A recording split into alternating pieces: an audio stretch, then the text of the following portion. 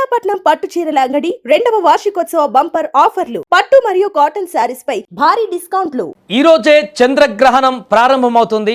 అత్యంత అరుదైనటువంటి సంపూర్ణ చంద్రగ్రహణం ఏర్పడుతుంది. అయితే ఈ రోజు మధ్యాహ్నం 3:20 ఈ యొక్క సంపూర్ణ చంద్రగ్రహణం మొదలవుతుంది. అయితే మన ఇండియాలో ఈ గ్రహణం చివరి దశలో ఉన్నప్పుడే కనిపిస్తుందని నిపుణులు చెబుతున్నారు. ఎందుకంటే సాయంత్రం వేళలో చంద్రుడు మనకు కనిపిస్తాడు కాబట్టి అప్పటికి చంద్రుడు కనిపించే సమయానికి చంద్రగ్రహణం అంతా కూడా ముగింపు దశలో ఉంటుంది. ఆ చివరి 20 నిమిషాలు మాత్రమే చంద్రగ్రహణం కనపడేటువంటి అవకాశం ఉంది.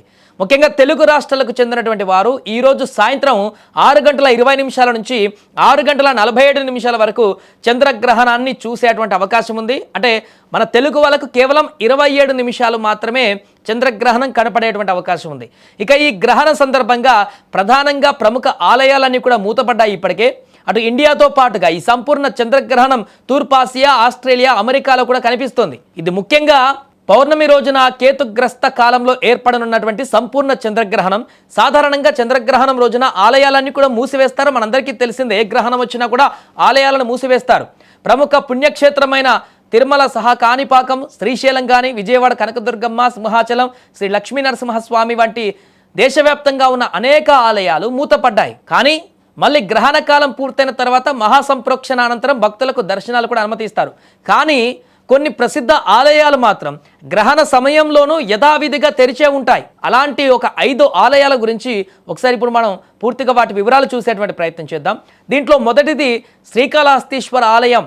ఇక్కడ ఎటువంటి గ్రహణ దోషాలు ఉండవు. ఈ గుడి ఓపెన్ చేసే ఉంటుంది. ఈరోజు పరమశివుడు వాయులింగంలో వెలిశాడు. ఇక్కడ రాహుకేతువుల పూజలు నిత్యం నిర్వహిస్తుంటారు. గ్రహదోష నివారణ కోసం ప్రత్యేకంగా వ్రతాలను ఆచరిస్తారు. సూర్యగ్రహణము అయినా చంద్రగ్రహణం అయినా ఇక్కడ యథాతథంగా నిత్య పూజలు కూడా కొనసాగుతాయి. ఇక ఈ గుడి తర్వాత మరొక గుడి బీహార్లోని గయాలో కూడా అక్కడ ఉన్నటువంటి విష్ణుపాద దేవాలయం పిండ ప్రధానానికి అత్యంత ప్రసిద్ధి చెందినటువంటి ఆలయం ఇది. ఈ ఆలయం సూర్య చంద్రగ్రహణాల సమయంలో కూడా తెరిచే ఉంటుంది ఎప్పటికీ. సో గ్రహణ కాలంలో ఇక్కడ పిండ ప్రదానం చేయడం శుభప్రదంగా భావిస్తారు. పూర్వీకులకు పిండ ప్రదానం చేసి విష్ణువు పాదాలకు నమస్కరించడము ఇక్కడ ప్రత్యేకత. అండ్ ఇక 3వ ఆలయం విషయానికి వస్తే మహారాష్ట్రలో, మధ్యప్రదేశ్లో ఉన్నటువంటి ఉజ్జయినిలోని మహాకాళేశ్వరుడి దేవాలయం శైవ భక్తులకు పవిత్ర స్థలం ఇది. ఈ ఆలయం కూడా గ్రహణ సమయంలో తెరిచే ఉంటుంది. భక్తులు ఎటువంటి ఆంక్షలు లేకుండా దర్శనం చేసుకోవచ్చు. పూజ హారతి సమయాలలో మాత్రం చిన్నపాటి మార్పులు చేస్తూ ఉంటారు గ్రహణ సమయంలో. అండ్ అలాగే ఇంకొక ఆలయం రాజస్థాన్లోని బికనీర్లో ఉన్నటువంటి లక్ష్మీనాథ్ దేవాలయం. ఇక్కడ కూడా గ్రహణ సమయంలో ఈ ఆలయం తెరిచే ఉంటుంది. ఒకసారి గ్రహణం సమయంలో పూజారులు ఆలయం తలుపులు మూసి నైవేద్యం సమర్పించలేదు. లక్ష్మీనాథుడు ఒక పిల్లవాడి రూపంలో బయటకు వచ్చాడట. ఆలయం ఎదుట ఉన్న ఓ దుకాణదారుడికి తన ఆకలి గురించి చెప్పాడట. కాలి కడియాన్ని దుకాణదారుడికి ఇచ్చి పదార్థాలు తిని ఆకలి తీర్చుకున్నాడట.